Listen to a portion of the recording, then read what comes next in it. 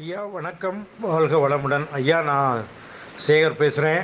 வாட்ஸ்அப்லேயும் இருக்கேன், முகநூல் பக்கத்துலேயும் இருக்கேன். ஐயா ஒரு முக்கியமான செய்தி, இதை எல்லாருக்குமே சொல்லுங்கள். ஏன்னா இன்றைக்கி மிகப்பெரிய லெவலில் பாதிக்கப்பட்டிருக்க அந்த சுகர் அப்படின்றத இன்றைக்கி ரொம்ப பெரிய வியாபாரமாக்கி கந்தரகோலம் பண்ணிட்டாங்க. நாங்களே ரொம்ப அந்த ஹெர்பல் பேட்சில் இருக்கவங்களே ரொம்ப வேதனையோடு இருக்கோம், முடியலை.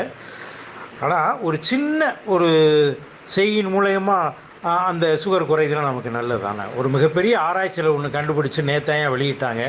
அதை எனக்கு உண்மையிலே எல்லாருக்கும் சொல்லணும்னு ஆசை. எல்லாருமே இதை கொஞ்சம் ரிஸ்க்காக எடுக்காமல் கொஞ்சம் எல்லாம் சொல்லுங்கள். வேறு ஒன்றும் இல்லையா, சுகர் பாதிக்கப்பட்டவங்க யாராக இருந்தாலும் அன்று காலையிலிருந்து அன்று இரவு அவங்க படுக்கிற வரைக்கும் அவங்க சாப்பிடக்கூடிய எல்லா உணவுகளையும், ஃபார் உதாரணம் டீ காஃபியை தவிர மற்ற இதில் சாப்பாடு சாம்பார் ஊற்றுறாங்க, இல்லை குழம்பு ஊற்றுறாங்க, அடுத்து காய்கறி வைக்கிறாங்க, வடை எது சாப்பிட்டாலுமே அதில் 2 சொட்டு எலுமிச்சம்பழ சாறு விட சொல்லி சாப்பிட சொல்லுங்கள்.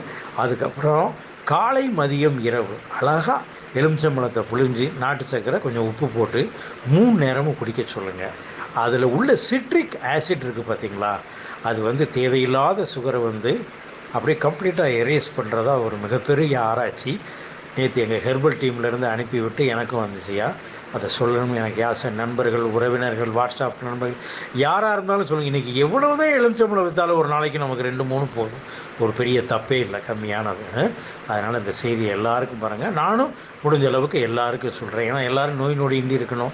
சுகருன்ற இன்றைக்கி மிகப்பெரிய ஒரு அரக்கனை ரொம்ப வளர்த்து விட்டாங்க. அது எல்லாருமே குழம்பி போய் கிடக்கும். இன்றைக்கி ஹோமியோபதி, ஹெர்பல், அலோபதியில் எல்லாமே குழம்பதி. ஒரு நல்லா இருக்கேன், நான் இதை சாப்பிட்டு எனக்கு சுகர் இப்படி ஆயிருக்குன்னு சொல்கிற இன்றைக்கி முகப்பாவனையை யாரையுமே நம்ம பார்க்க முடியல.